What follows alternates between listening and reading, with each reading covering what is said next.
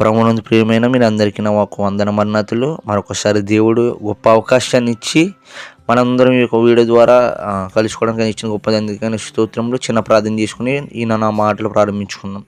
స్తోత్రంలో అయ్యా, మీ కృపను ఉంచారు, మీకు బాధ్యతలు ఉంచారు అయ్యా. మీరే కృపను చూపించి నేను చెప్పబోయే మాటలేని అధికారం ఉంచమని యేసుక్రీస్తునామములో వేడుకుంటున్నాం తండ్రి, ఆమేన్. ప్రియులారా, నేను మీతో ఒక మాట చెప్పాలని ఆశపడుతున్నాను. ఏంటంటే మన సమయము దేవుని సమయము. దీనికి స్తోత్రం. ప్రియులారైతే మన సమయం ఏంటంటే ఏదైనా చేయాలనుకుంటే అప్పటికప్పుడే చేసేస్తాం, కానీ అది ఏమవుతుందంటే విఫలం అవుతుంటుంది. కానీ దేవుడి సమయం ప్రియులారా అది విఫలం కాదు. ఎందుకంటే ఆయన చేసే ప్రతి పని ఏమవుతుందంటే జయమే వస్తుంది. దీనికి స్తోత్రం. ప్రియులైతే నేను ఉదాహరణతో చెప్పాలని ఆశపడుతున్నాను. ఏంటయ్యా అంటే బైబిల్ గ్రంథంలో మనం చూసినట్లయితే యోహాను సువార్త 2వ అధ్యాయము అలాగే 4వ వచనం చూసినట్లయితే యేసు ఆమెతో, అమ్మ నాతో నీకేమి పని, నా సమయము ఇంకా నువ్వు రాలేదు. ప్రియులరా, అమ్మ నాతో నీకేమి పని అనేది ఆ యొక్క మాట పక్కన పెడితే నా సమయం ఇంకా నువ్వు రాలేదనే పదాన్ని మాకు చూస్తున్నాం. ప్రియులరా, అంటే చూడండి, ఒక విషయం మీకు ఒక ఎగ్జాంపుల్ చెప్పాలని ఆశపడుతున్నది. అది ఎవరయ్యా అంటే లాజర్లో మనం చూసినట్లయితే ప్రియులరా, లాజరు ఏమయ్యాడంటే చనిపోయాడు. దీనికి స్తోత్రం. అయితే చనిపోయిన కొద్ది రోజులకి, అంటే కొద్ది రోజులు కాదు, ఒక 3 రోజులకి అప్పుడు యేసుప్రభు వారు అక్కడికి వెళ్ళారు. అయితే చూడండి పిల్లరా, యేసుప్రభు వారు అప్పటికప్పుడే తొలుచుకుంటే ఆయన వెళ్ళి లాజర్ను లేపగలడు.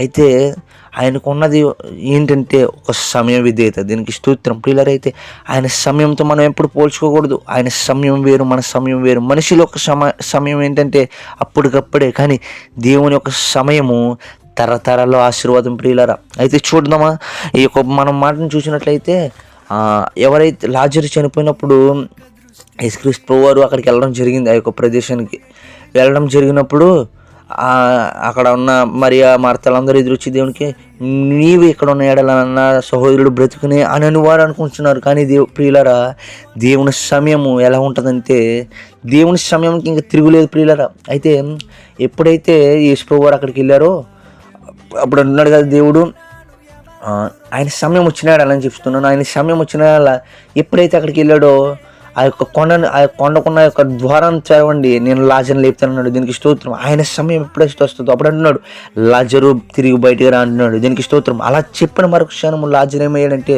బ్రతికడు. ప్రియులారా, అది దేవుని సమయము. అప్పటికప్పుడే వెళ్ళిపోయి చేయగల సమర్థ దేవుడికి ఉంది. కానీ దేవునికంటూ ఒక సమయం ఉంది ప్రియులారా.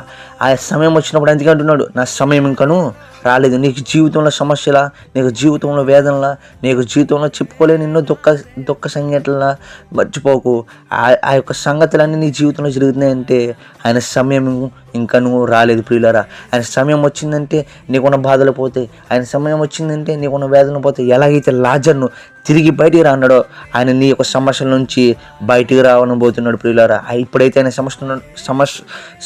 సమయం వస్తుందో ప్రియులారా, అయితే ఆయన అంటున్నాడు, అందుకే కదా యేషయ గ్రంథము 55వ అధ్యాయం 8వ వచనంలో ఆయన అంటున్నాడు, నీ తలంపులు నా తలంపులు వంటివి కాదు, నీ ఆలోచనలు నా ఆలోచనలు వంటివి కాదు అంటున్నాడు.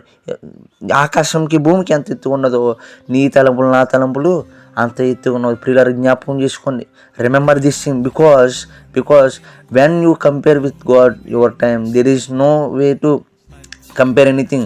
His time is more than us, higher. Your time is now just you need to do that work, but his time is the forever. He want to give that kind of gift for you. Remember who he was. ఆయన ఎంత శక్తిమంతుడు జ్ఞాపకం చేసుకోండి. ఆయన ఇచ్చే gift ఏంటంటే, ఆయన ఇచ్చే బహుమానం ఏంటంటే తరతరాలలో ఉండేలా ఇస్తాడు ప్రియులారా. అటువంటి బహుమానం పొందుకోండి. ఎందుకంటే ఆయన సమయం కోసమే వేచి ఉందాం. ఆయన యొక్క సమయం కోసమే వేచి ఉందాం. ఆయన సమయం కోసం ఆయన సమయం వచ్చినప్పుడు నీకున్న జీవితంలో ఉన్న నీకు సమస్యలు ప్రతి ఒక్కటి పటాపంచలు చేయగల దేవుడు మన దేవుడు. అందుకే అంటున్నాడు దేవుడు, నీకు జీవితంలో సమస్యలు ఏదన్నా ఒక విషయం జ్ఞాపకం చేసుకో, ఆయన సమయము ఇంకా నువ్వు రాలేదని ప్రియులారా. అదొక విషయం నువ్వు జ్ఞాపకం చేసుకున్నట్లయితే ఆయన అంటాడు, రేపు ఎప్పుడైనా ఆయన సమయం వచ్చినప్పుడు నీ జీవితంలో మంచి కార్యం చూస్తూ, మంచి బహుమానం చూస్తూ, ఇక కొద్ది మాటలు దేవుడు దీవించి ఆశీర్వదించును గాక. ఆమె చిన్న ప్రార్థన చేసుకుని ఒక మాటలు ముగించుకున్న ప్రియులారా. ప్రభువా మీకు స్తోత్రములు. మీరు చెప్పిన మాటలను బట్టి అవునయ్యా, నీ సమయం వస్తే యేసు మా జీవితంలో ఉన్న సమస్యలు నలిగిపోతే, నీ సమయం వస్తే మా జీవితంలో ఉన్న సంఖ్యలు విడిపోతాయి. ఎందుకంటే నీ సమయం ఎంతో బలమైనది. నా సమయం ఏంటంటే ఇప్పుడే జరిగిపోవాలన్నంత వరకు ఉంటుంది దేవ మా సమయం. కానీ నీ సమయం ఏంటంటే తరాలు ఉండేలా ఉంటుంది దేవ. ఎప్పుడైతే లాజరు చనిపోయాడో నీ యొక్క సమయం వచ్చింది, నువ్వు లేపవు దేవ యేసయ్యా. అటువంటి మా జీవితంలో ఉన్న సమస్యలను కూడా యేసు నువ్వు నీ సమయంతో యేసు మమ్మల్ని లేపమని అడుగుచు. నీ కృపను మా మీద ఉంచమని యేసు పరిశుద్ధ నామములో వేడుకుంటున్నాం తండ్రి. ఆమేన్. అందరికీ ప్రైజ్ లార్డ్.